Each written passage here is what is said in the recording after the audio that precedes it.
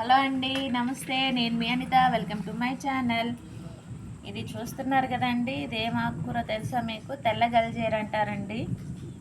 కొన్ని చోట్ల ఏదో పునర్నవ ఏదో ఆకు అంటారండి దీన్ని. నాకైతే తెలిసినంతవరకు తెల్ల గల్జేరు అంటాను నేను. మరి మీ ప్రాంతంలో ఏమంటారో నాకు కామెంట్ చేయండి.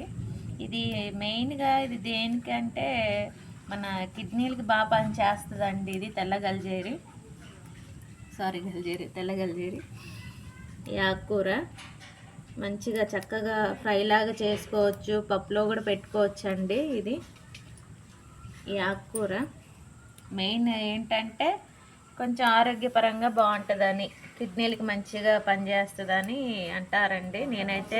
మేమైతే తింటాము, మేమైతే వాడతాం కూడా దీన్ని. కొంచెం ఫ్రై చేసి పప్పులోకి వేస్తాను. కొంచెం టబ్లో వచ్చింది, ఆ టబ్లోదే కట్ చేసి పెడుతున్నానండి. ఈ వీడియో మీ అందరు చూడాలి,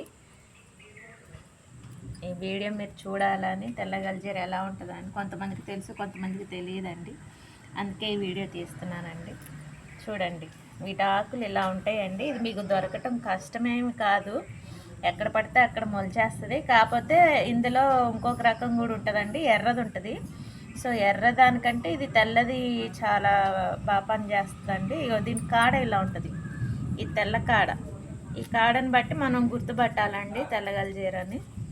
ఎర్రది అయితే అంత అంటే అది కొంతమంది ఇక్కడ ప్రాంతాల్లో తింటారేమో, కానీ తెల్ల గల్జేరు బాగా పనిచేస్తుందండి.